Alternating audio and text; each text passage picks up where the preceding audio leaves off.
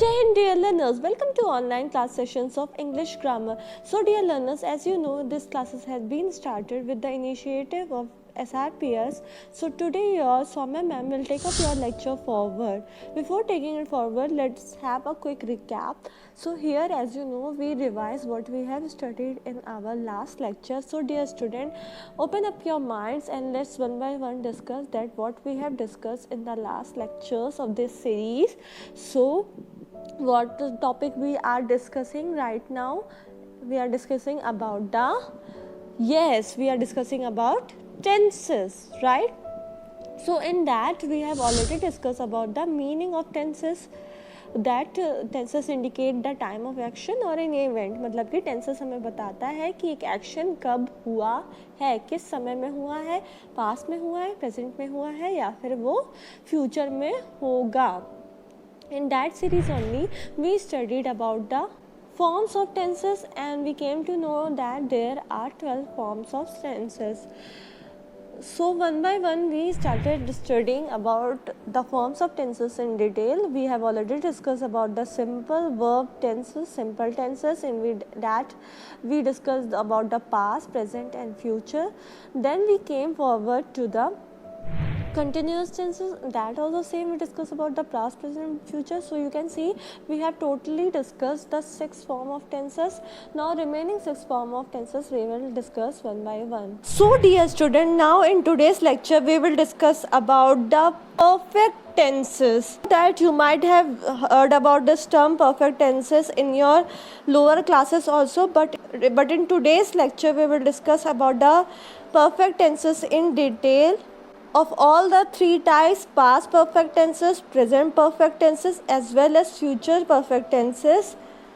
We will know its structure, its uses along with examples. Students, just sit relaxingly over your seat and enjoy this audio visual class. Now we are going to study about the perfect tenses. Let's first see about the present perfect tense.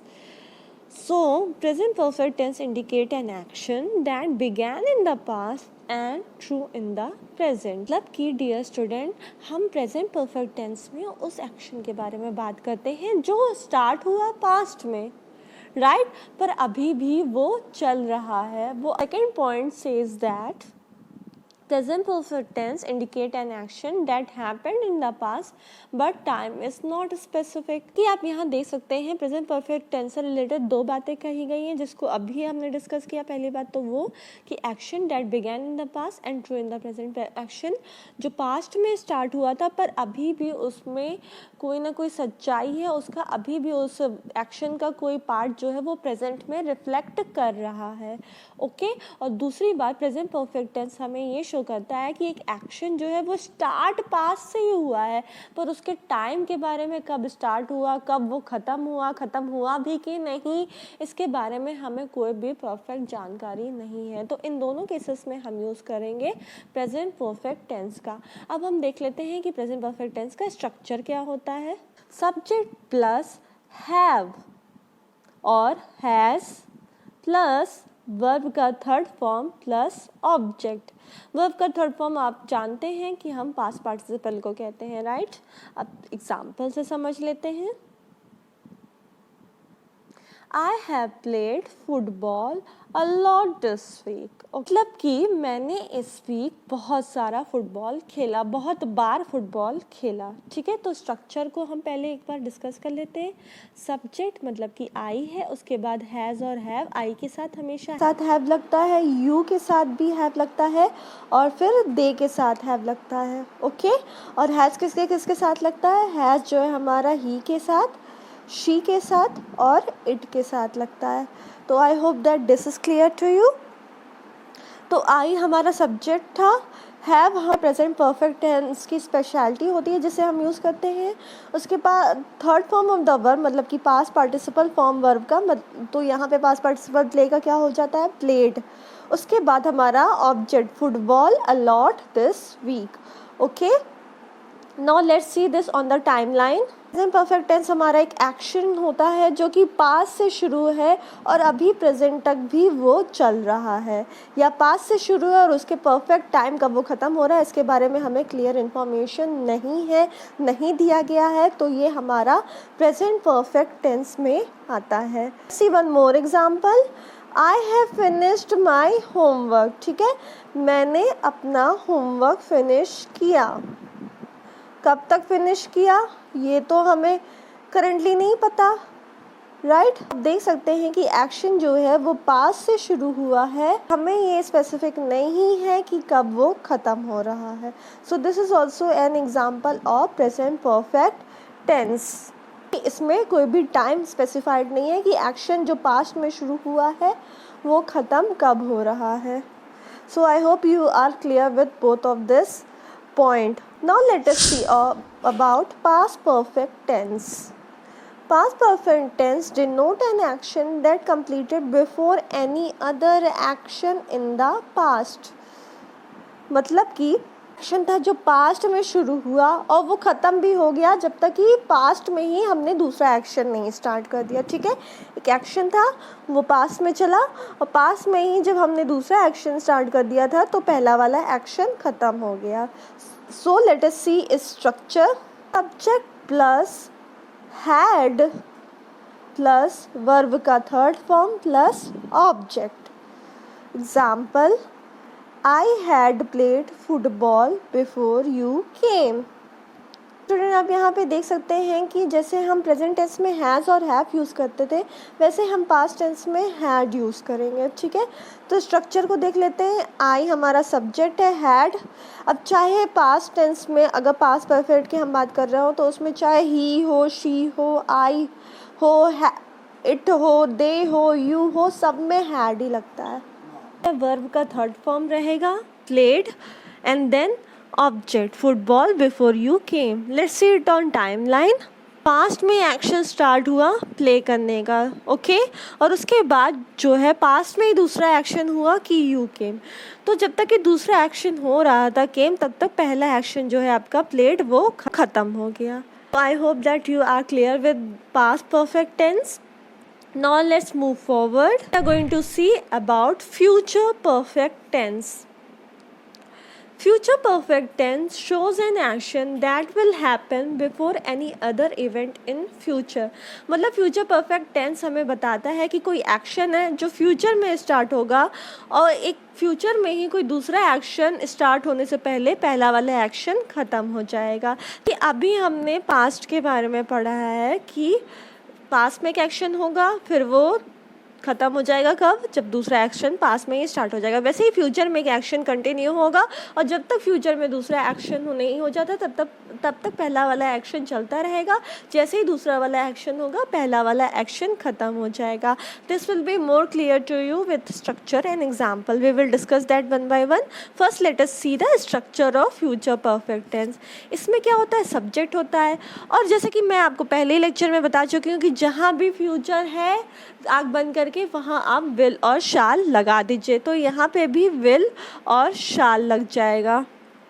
उसके बाद शाल और will के साथ क्या लगेगा, आपका perfect tense का important expert जो कि हम आपको ऑलरेडी बता चुके हैं क्या क्या होता है, हैज़, हैव और हैड।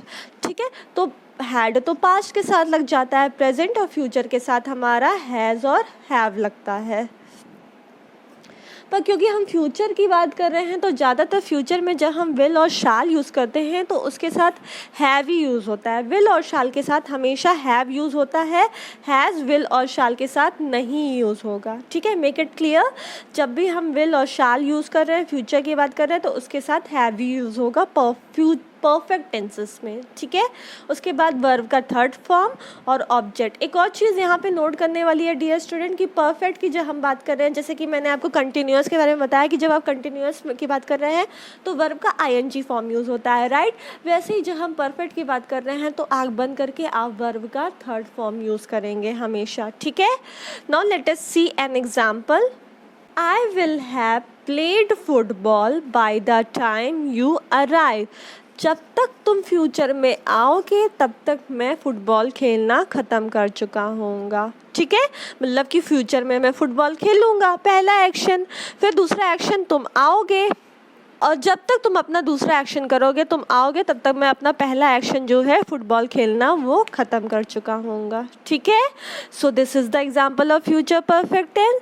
स्ट्रक्चर के बेसिस पे देख लेते हैं। सबसे पहले जो है सब्जेक्ट आई, उसके बाद विल हैव हमारा यूज़ हुआ है, उसके बाद वर्ब का थर्ड फॉर्म प्लेड, और उसके बाद object football by the time you arrive. Okay, I hope that this is clear to you. Now let us see about the future perfect tense on our timeline. Future में एक action start हुआ, played, और वो कब तक चला, जब तक कि अराइव नहीं हो गया, जब तक कि तुम अराइव नहीं हो गए। तो एक एक्शन था जो फ्यूचर में स्टार्ट हुआ और तब तक चला जब तक तुम अराइव नहीं हो गए। So this is about the future perfect tense. I hope that you all are clear with all these topics. Now, dear student, let's see about making up of negative sentences in perfect tenses, as we discussed in all the lectures in all the forms of tenses.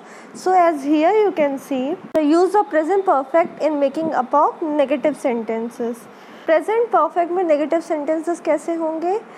यहाँ पे has और have के बाद not लग जाएगा, जैसे कि he has not done his work, they have not completed their work.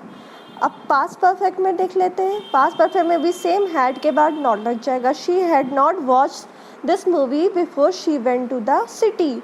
I had not done anything wrong. Future perfect को देख लेते हैं। फ्यूचर परफेक्ट में शाल हैव और विल हैव, जैसा कि हम ऑलरेडी डिस्कस कर चुके हैं, उसके बाद जो है नॉट लग जाएगा। We shall have not done this job by tomorrow. You will not have reach Lucknow till Thursday, मतलब कि जब तक थर्सडे आ जाएगा तुम लखनऊ नहीं पहुँचे रहोगे। तो हम देख रहे हैं ना, फ्यूचर में एक्शन कर रहे हैं, नेगेटिव टर्म में हो गया, तो मतलब कि पहला एक्शन जो है उस पर प्रभाव पड़ रहा है जब तक कि दूसरा एक्शन आ जा रहा है, मतलब कि वो नहीं कंप्लीट हो रहा है। Okay, so we have discussed about the affirmative sentence. Just now we have discussed about the making up of negative sentences by using perfect tenses. Now let's see about making up of interrogative and negative interrogative in perfect tenses. Now you can see here example. First one in present perfect tenses. Okay, has he finished his lunch, question mark, interrogative. जैसा कि हम already बता चुके हैं, interrogative में हमेशा जो है वर्ब वो पहले आ जाएगा, हेल्पिंग वर्ब हमेशा आपका पहले आ जाएगा। ठीक है, यहाँ पे हेल्पिंग वर्ब की बात हो रही है, जैसे कि हम ऑलरेडी सिंपल में डिस्कस कर चुके हैं कि इज़ और आर पहले आ जाता है, वॉज वेयर पहले आ जाता है। फिर हम आए थे कंटिन्यूअस में, तो कंटिन्यूअस में भी हमने सेम डिस्कस किया था कि is, are, am, was and were पहले आ जाता है, जो कि हेल्पिंग वर्ब होता है। वैसे ही परफेक्ट टेंस में हैज़, हैड और हैव पहले आ जाता है सेंटेंस के स्टार्टिंग में ही। इंट्रोगेटिव सेंटेंस में जो ये शो करता है कि क्वेश्चंस में हेल्पिंग वर्ब जो है वो पहले आ जाते हैं, फिर आपका सब्जेक्ट आता है और फिर other words. Okay, has he finished his lunch, और नेगेटिव इंट्रोगेटिव में has he not finished his lunch. Past perfect में देख लेते हैं हम हैड, क्योंकि पास्ट की बात हो रही है, राइट, पास्ट की बात हो रही है इसलिए यहाँ पे हैड लगेगा। Has she organised this meeting well, question mark. Has she not organised, verb का third form, the meeting well, question mark. Future perfect में देख लेते हैं, ऑब्वियस सी बात है विल आ जाएगा। Will they have completed this task by tomorrow, question mark, interrogative. Will they have not completed this task by tomorrow, negative interrogative. Okay, so this is the making up of interrogative and negative interrogative sentences in perfect tenses. Let us quickly see an important note which is there for you in this discussion, that is, which I have already told you during the lecture. Let us revise it. We use has with he, she, it and singular noun, and we use have with I, we, you, they and plural noun in the present perfect tense. Dear student, जैसे कि मैं आपको पहले ही इस lecture के दौरान बता चुकी हूँ कि हैज़ किसके साथ यूज़ होगा, ही, शी, इट और जितने भी सिंगुलर नाउन्स हैं उनके साथ हैज़ यूज़ होता है, और हैव, आई, वी, यू, दे और जितने भी प्लूरल नाउन हैं उनके साथ हैव यूज़ होता है प्रेजेंट परफेक्ट टेंस में।